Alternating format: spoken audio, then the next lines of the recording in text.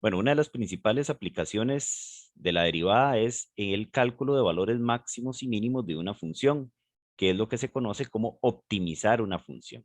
Pero primero vamos a definir precisamente qué es un máximo y un mínimo. Entonces, si yo tengo una función y C es un número, un elemento de su dominio, entonces vamos a decir que F tiene un máximo absoluto en ese número C si y solo si la imagen de C es mayor o igual que la imagen de cualquier otro valor del dominio. Tiene lógica. La función alcanza un máximo en C si el valor de la función en ese valor C es más grande que cualquier otro. Y en caso contrario, ¿verdad? O en contraste con eso, la función tiene un mínimo absoluto en C si la imagen de C es menor o igual a las imágenes de todos los demás elementos del dominio.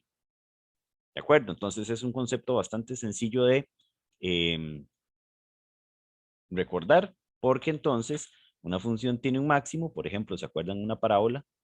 ¿Verdad? Cóncava hacia abajo tiene un máximo en el vértice, o una parábola cóncava hacia arriba tiene un mínimo en el vértice. ¿Por qué? Porque precisamente la imagen del valor supongamos que este C, la imagen de este valor es un número que es mayor, ¿verdad? Que las imágenes de todos los demás elementos del dominio. Y, por ejemplo, en este otro caso, la imagen, si este C también, la función tiene aquí un mínimo porque la imagen de C es menor que las imágenes de todos los demás elementos del dominio. Entonces, máximos absolutos y mínimos absolutos. Ahora, también puedo hablar de máximos y mínimos, pero en un intervalo, pero es básicamente el mismo concepto. Entonces, una función tiene un máximo relativo si la imagen de ese elemento es más pequeña que las imágenes de cualquier otro elemento en ese intervalo. Y lo mismo para el mínimo, ¿verdad? Entonces, aquí más o menos tenemos una ilustración de esos conceptos. Por ejemplo, esta función que está dibujada ahí en ese intervalo de 0 a b, tiene, perdón, en x sub 0 tiene un máximo relativo, porque en este pedacillo de aquí, por ejemplo, ¿verdad? Las imágenes de todos estos elementos que están aquí son menores que la imagen de x sub 0, ¿verdad? Aquí hay un máximo relativo. Aquí hay un mínimo relativo. ¿Por qué? Porque en, por ejemplo, un intervalo que contenga a x1, las imágenes de todos los demás elementos diferentes de x1 son mayores que la imagen de x1, ¿verdad? Aquí está, por ejemplo, la imagen de x sub 0 es esta, la imagen de x sub 1 es esta, ¿verdad? Entonces podemos ver que la imagen de x sub 1 es más pequeña que las imágenes de todos estos elementos que están acá, ¿verdad? Porque serían estas que están aquí arriba, ¿verdad? Entonces la función tiene un mínimo relativo en x sub 1. Y, por ejemplo, ven que aquí me están diciendo que el dominio es de 0 a b. Entonces quiere decir que aquí, en este punto, en b, hay un máximo absoluto. ¿Por qué? Porque la imagen de b es mayor que las imágenes de todos los demás elementos que están en este intervalo. Como aquí hay un mínimo absoluto, porque la imagen de 0 en este caso es más pequeña que las demás imágenes que están en ese intervalo. Estamos. A los máximos y mínimos de una función se le llaman valores extremos. Entonces, gráficamente es muy fácil identificarlo, pero a veces yo no tengo la gráfica de una función o necesito hallar los valores máximos y mínimos para ciertas condiciones. Entonces, no es tan fiable dibujar su gráfica o tan práctico dibujar su gráfica para poder hallar los máximos y mínimos, ¿verdad? Entonces, para eso necesitamos establecer algunas condiciones o algunas estrategias que me permitan hallar precisamente esos valores extremos. La primera es este teorema, o la primera herramienta que tenemos para establecer una estrategia para hallar los extremos es este teorema. Dice que si f es una función, entonces, si hay un extremo en C, ¿qué quiere decir que hay un extremo, un máximo o un mínimo? ¿Verdad? Si la función tiene un extremo en C, este teorema me garantiza que la derivada de esa función evaluada en C me va a dar 0. Vuelvo al ejemplo de la parábola. Si yo dibujo una parábola, digamos cóncava hacia arriba en este caso, aquí hay un mínimo, este es un extremo. Supongamos que entonces aquí está el valor C. Lo que me está diciendo este teorema es que si esta es la función, puedo estar completa y absolutamente seguro de que si derivo esa función y la evalúo en C, el resultado va a ser 0. Y tiene sentido, porque ¿a qué concepto geométrico equivalía la derivada de una función en un punto? A la pendiente de la recta tangente a la gráfica de esa función en ese punto. Y ustedes pueden ver aquí que, por ejemplo, la tangente a esa parábola en ese punto donde está el mínimo es horizontal, o sea, la pendiente ahí es 0, ¿verdad? Entonces vean que tiene precisamente sentido esto que me está diciendo el teorema. En resumen, en cualquier extremo, la derivada de la función es 0, ¿verdad? Y eso es básicamente lo que les estaba comentando de la pendiente de la recta tangente, que sería una tangente horizontal. Ahora, voy a devolverme el teorema de una vez. Vean que lo que me está diciendo tiene un sentido. Si f tiene un extremo aquí, entonces la derivada evaluada en C es 0. Al revés no necesariamente funciona. O sea, yo no puedo decir que si la derivada de una función evaluada en un punto me da 0, entonces en ese punto hay un extremo. Eso no me lo está diciendo, ¿verdad? Me está diciendo que si tiene extremo la derivada es 0, pero al revés no funciona. Pero por lo menos este teorema me indica en dónde pueden estar los extremos de la función si es que los tiene. Yo sé que en todos los extremos, la derivada vale 0. Entonces, quiere decir que puedo tener una lista de candidatos a ser extremos, simplemente encontrando todos los que hagan que su derivada sea 0, ¿verdad? Esto es lo que les estaba mencionando. Al revés no funciona. Por ejemplo, para esta función, la derivada de esta función, ¿verdad? Es 3x a la 2. Y si x es 0, entonces la derivada evaluada en 0 me da 0, pero resulta que este punto no es un máximo ni mínimo, como lo podemos ver aquí en esta gráfica. Ven, el 0 está aquí, ¿cierto? Ahí el 0 no es ni máximo ni mínimo, ¿verdad? No hay una cresta, ¿verdad? No está el vértice de una parábola ahí como para poder decir que sea máximo o mínimo, ¿verdad? Entonces, no funciona al revés, pero me indica precisamente dónde pueden haber ceros. Y entonces aquí vamos a darle un nombre a todos esos valores del dominio de una función que hacen que la primera derivada se anule, se haga 0. Entonces, un número del dominio, un elemento del dominio de una función se llama número crítico si la primera derivada evaluada en él me da 0. O bien que la primera derivada evaluada en él no esté definida, ¿verdad? Al punto S se le llama punto crítico de la función. Entonces, ¿quién va a ser un punto crítico? Un punto en donde la primera derivada o no existe o se hace 0. Y es un buen candidato para ser un extremo, porque ya vimos que en todos los extremos la derivada se hace 0, pero no necesariamente donde la derivada se hace 0 hay un extremo, ¿verdad? Pero sí todos los elementos del dominio en los que la derivada se hace 0 se llaman puntos críticos, ¿verdad? ¿Y para qué nos sirve eso? Bueno, para ir obteniendo entonces candidatos a extremos. Este teorema es sumamente importante porque entonces me va a enlazar lo que me va a tener me va a dar una relación entre el valor de la derivada y la monotonía de la función. ¿Qué es la monotonía? Si es creciente o decreciente. Entonces veamos, porque eso es una herramienta también que podemos usar para hallar máximos y mínimos. Supongamos que f es una función que es continua en este intervalo y entonces me dice que si la derivada de la función evaluada en cualquier elemento del intervalo es positiva, o sea, mayor que 0, entonces la función es creciente en ese intervalo. Vean qué importante. Me dice que con solo saber el signo de la derivada en un intervalo sé si es creciente o no. Si es negativa, es decreciente. Si es positiva, es creciente.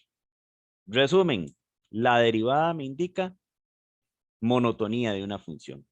En los intervalos en donde la función, perdón, en donde la derivada es positiva, la función es creciente. Y en los intervalos en donde la función es negativa, la función es decreciente. Y tiene sentido con todo lo que hemos visto. Voy a hacer un dibujillo aquí de nuevo.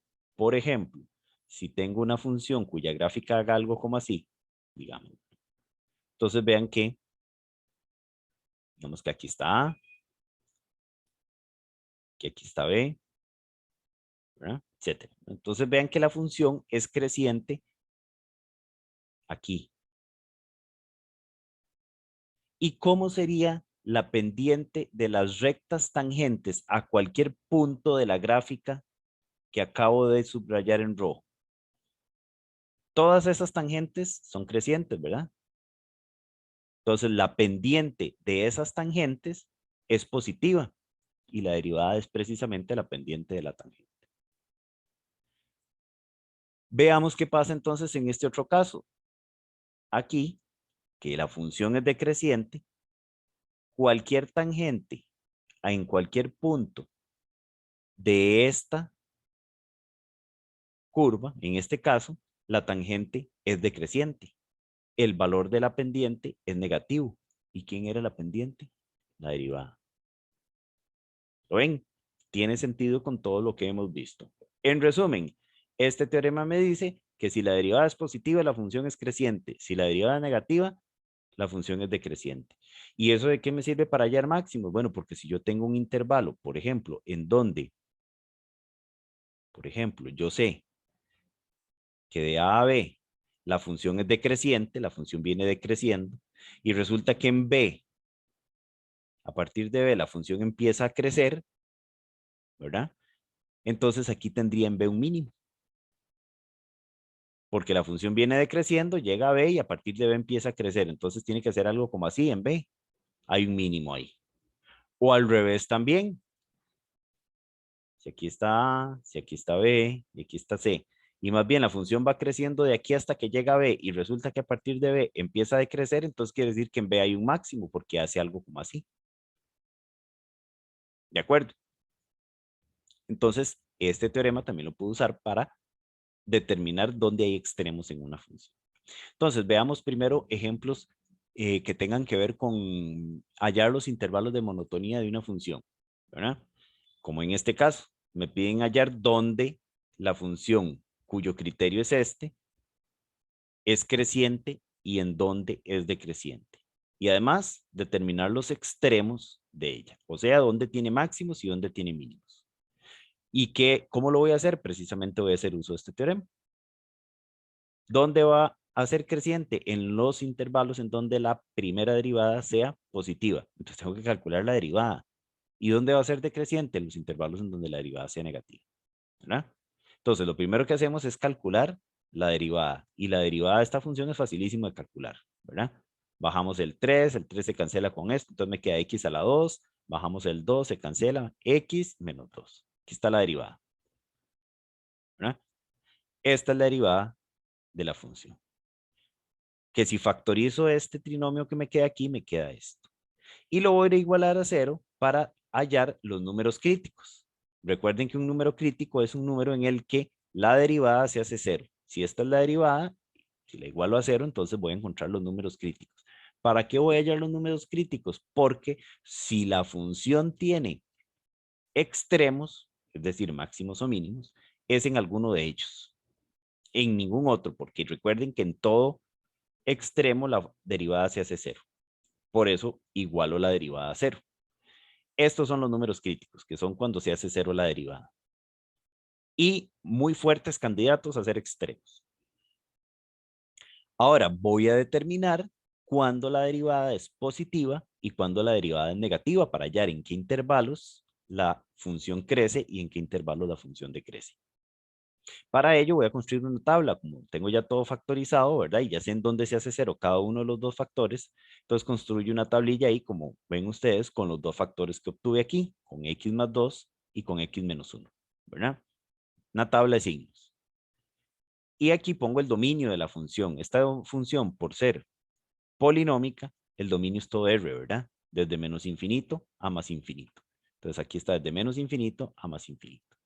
Y en el centro pongo los números críticos ordenados de menor a mayor que obtuve, menos 2 y 1, ¿verdad? Entonces, por ejemplo, aquí puedo ver que este factor, ¿verdad? Se hace 0 en menos 2, ¿cierto? Ese factor se hace 0 aquí.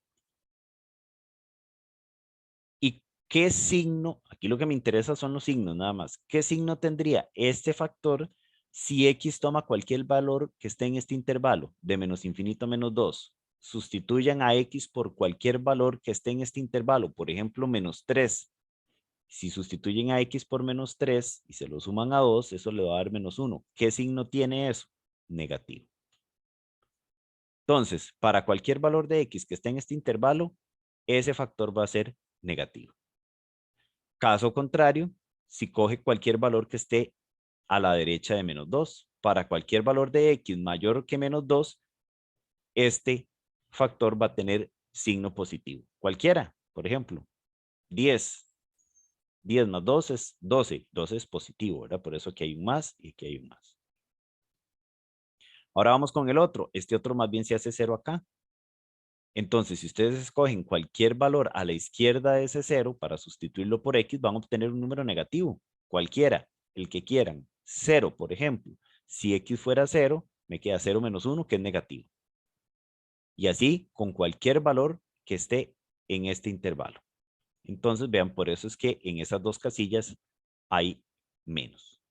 Pero a la derecha del 0, si ustedes cogen cualquier valor mayor que 1 y lo sustituyen por x aquí, por ejemplo 2, 2 menos 1 le va a dar 1 que es positivo. Por eso es que aquí hay más. ¿Ok? Entonces, una vez que tenemos ya distribuidos los signos de acuerdo a los valores que puedan ubicar, entonces aquí para abajo simplemente decimos, como la derivada es el producto de estos dos, por ley de signos, menos por menos, más. Más por menos, menos.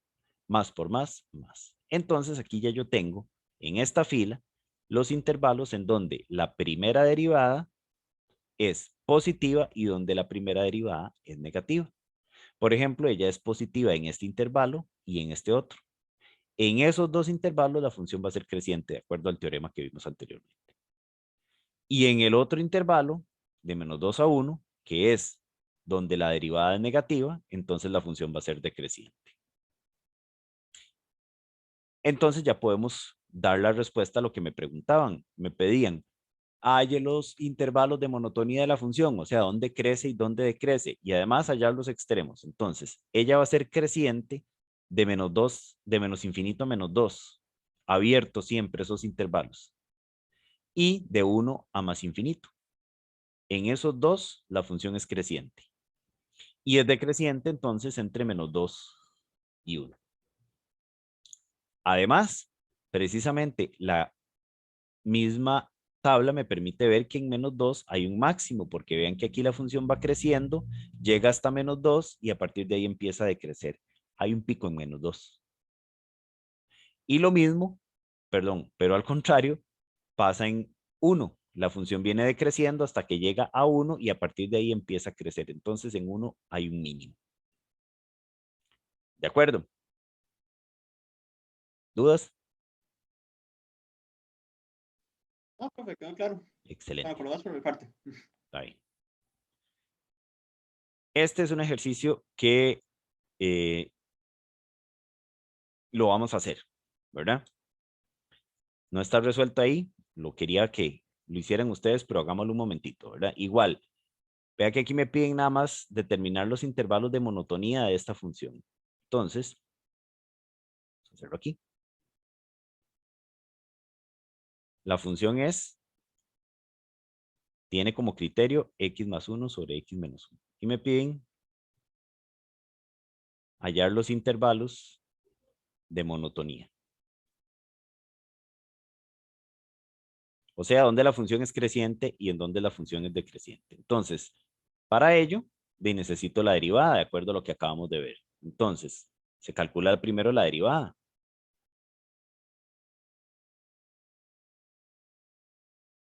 ¿Verdad? Que es la que me permite hacerlo. Entonces, ¿cuál sería la derivada de esta función? Es un cociente. Derivada de lo de arriba, derivada del numerador, sería derivada de x es 1, más derivada de 1 es 0. Derivada de arriba, 1. Por lo de abajo sin derivar, 1 por x menos 1 es x menos 1. Menos lo de arriba sin derivar por derivada del denominador, que es 1 también. Entonces me queda eso así. Entre el denominador al cuadrado. Y aquí tendríamos x menos 1. Este menos le cambia el signo a todo lo que está entre paréntesis. Entonces ven que aquí se cancela esta x con esta otra y menos 1 me da menos 2. Esta es la derivada de la función. Entonces, aquí al cuadrado, perdón. Tengo que ver en qué intervalos, para qué valores de x esa función es positiva, perdón, esa derivada es positiva y esa derivada es negativa. Nada más, ¿cuál es el dominio de esta función, chicos? El dominio de esta función, ¿cuál es?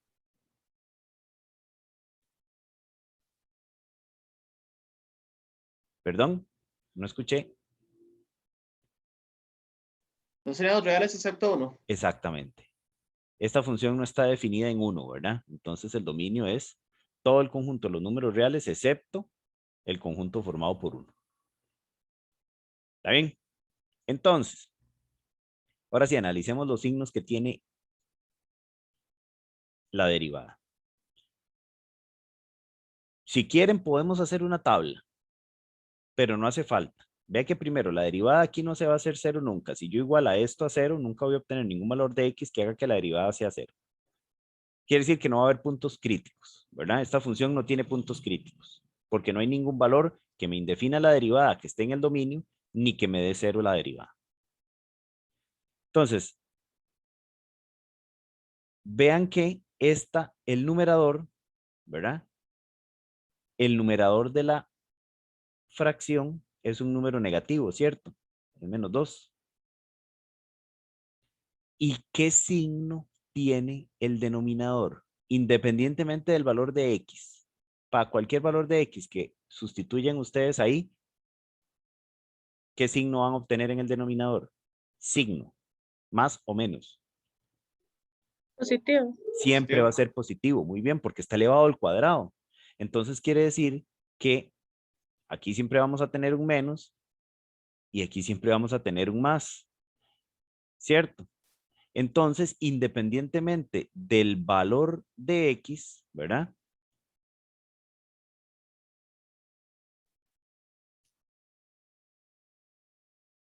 La derivada evaluada en cualquier elemento del dominio siempre va a ser negativa. Ley de signos, más por menos por más, me dan menos, ¿verdad? ¿Verdad? Para cualquier x ahí, ¿verdad? Entonces, si la derivada es negativa, entonces quiere decir que f es decreciente en ¿qué intervalo? De ahí desde menos infinito hasta 1, abierto, y en el otro intervalo, de 1 a más infinito. O lo que es lo mismo que... no, así es como tiene que darse la respuesta. Iba a decir una tontera. Por dicha me repetí. ¿De acuerdo? ¿Queda claro, chicos? Sí, profe. Muy bien.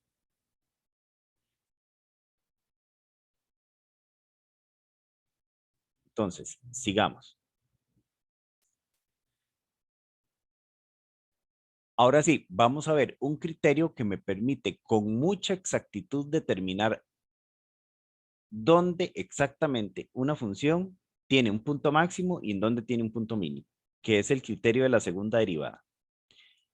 Bueno, dos criterios más necesitamos para llegar a ese nivel de exactitud, pero este es uno que se le aproxima bastante. Entonces, si f es una función que tiene segunda derivadas continuas y c es un número crítico, ¿qué era un número crítico? A ver, lo acabamos de decir hace 10 minutos. Número que hace 0 la función. La primera derivada. la primera derivada. ¿Está bien? Un número crítico es un número que hace 0 la primera derivada. ¿De acuerdo, Jimena? De acuerdo. Ok. Entonces, si f es una función con segundas derivadas continuas y c es un número crítico, es decir, un número que anula la primera derivada, entonces, si la segunda derivada de la función evaluada en c me da negativo, entonces hay un máximo en c. Y si la segunda derivada evaluada en c me da positivo, entonces hay un mínimo en c.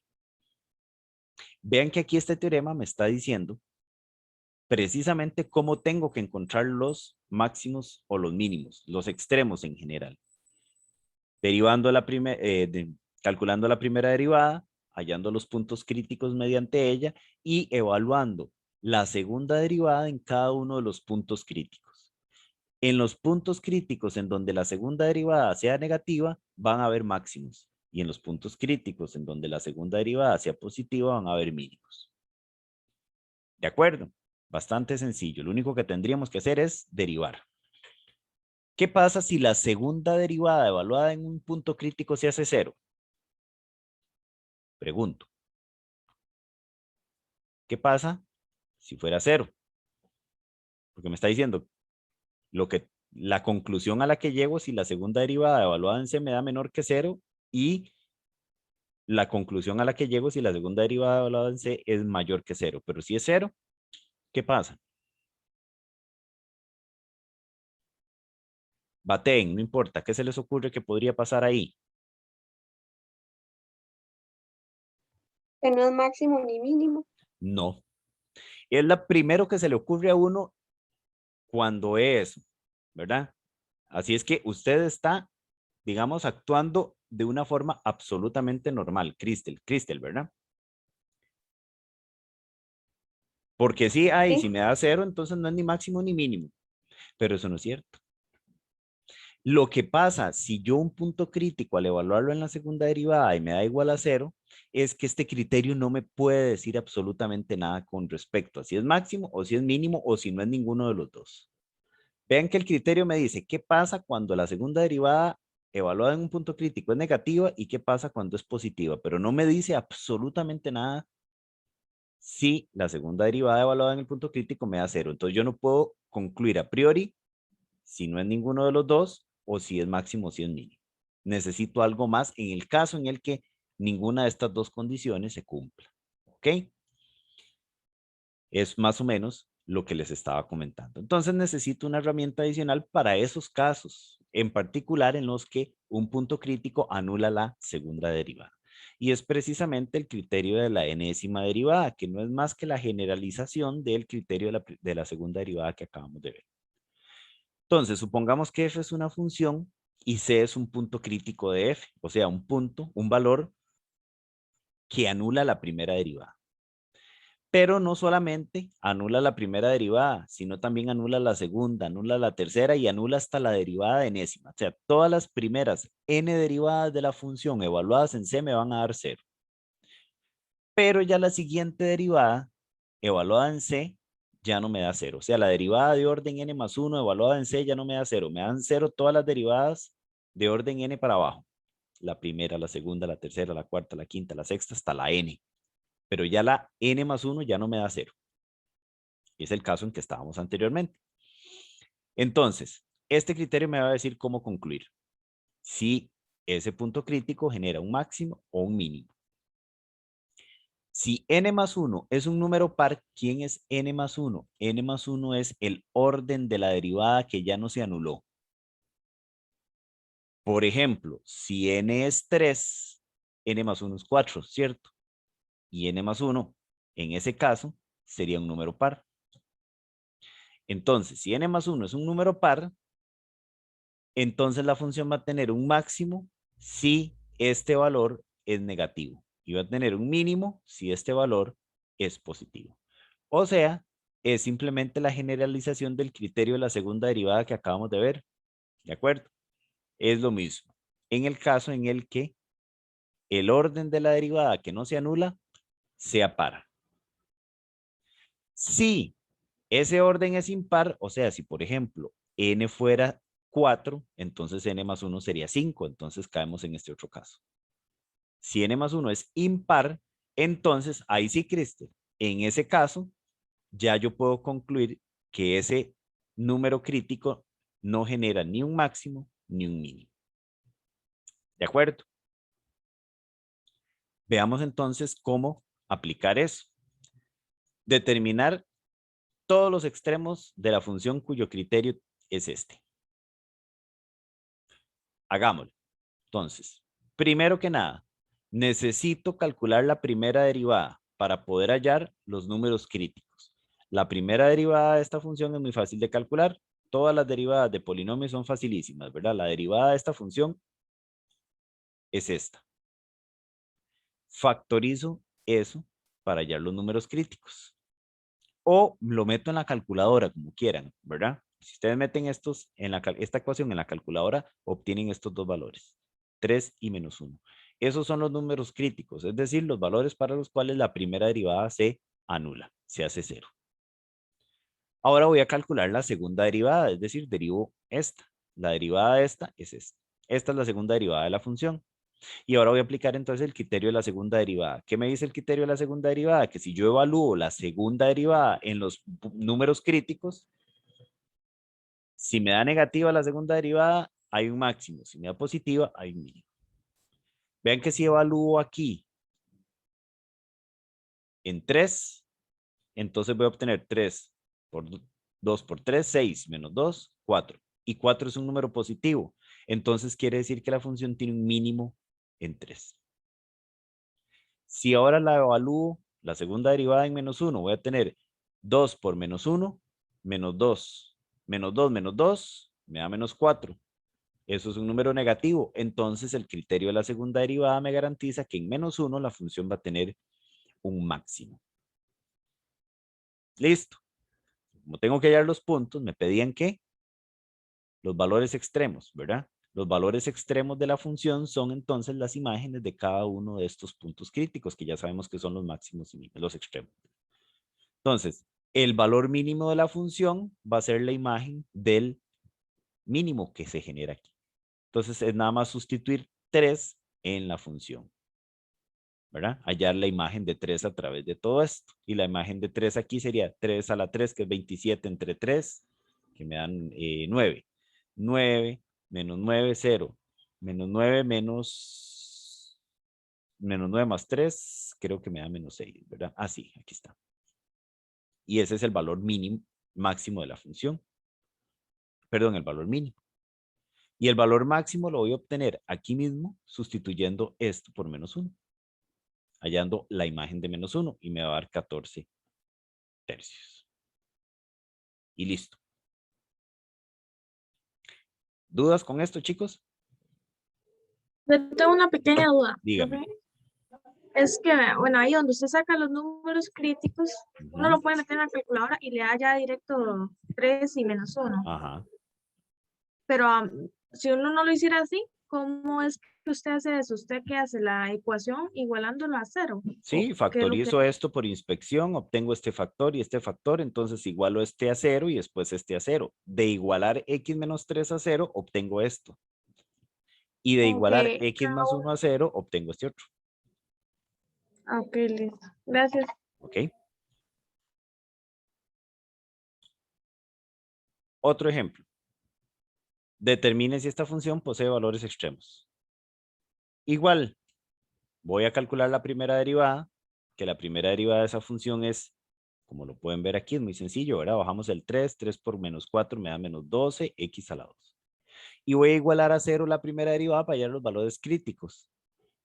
De ahí solo hay un valor crítico, solo está 0, ¿verdad? Es el único número crítico que tiene la función porque es el único número que me hace 0 la primera derivada. Entonces, ahora voy a calcular la segunda derivada para evaluarla en 0, para ver si me da un número positivo o un número negativo. La segunda derivada sería esta. Pero, ¿qué pasa si yo evalúo la segunda derivada en 0? Digo, sustituyo aquí x por 0, me va a dar 0. Entonces, el criterio de la segunda derivada no me dice nada, porque recuerden que el criterio de la segunda derivada me decía qué pasaba cuando la segunda derivada era mayor que 0 y qué pasaba cuando era menor que 0. pero cuando es 0 no me dice nada. Entonces no puedo usar el criterio de la segunda derivada, tengo que usar el siguiente criterio, es decir, tengo que seguir derivando hasta obtener una derivada que ya no sea 0 en 0. ¿Verdad? Entonces voy a derivar de nuevo, voy a calcular la tercera, perdón, la tercera derivada. Y ven que ya la tercera derivada me da un número, que al evaluarlo en 0 ya no me va a dar 0, ya aquí me da un número. Entonces voy a devolverme nada más un momentito a lo que me decía el criterio de la enésima derivada. Si tengo una función y un número crítico, resulta que ese número crítico anula todas las derivadas hasta la de orden n, pero ya la siguiente no. Entonces, si esa derivada que ya no se anuló tiene un orden par, entramos en el mismo criterio de la segunda derivada. Pero si esa derivada es de orden impar, entonces ese número crítico no genera ni un máximo ni un mínimo. ¿Qué obtuve aquí? Que la derivada que ya no se anuló es impar, ¿verdad? Porque es la tercera derivada. El orden de esta derivada es 3, que es impar. Entonces, quiere decir que este valor no es ni máximo ni mínimo. ¿De acuerdo? Ahí tenemos un dibujo de la gráfica de esa función precisamente y podemos ver que ahí en 0 precisamente no hay ni un máximo ni un mínimo.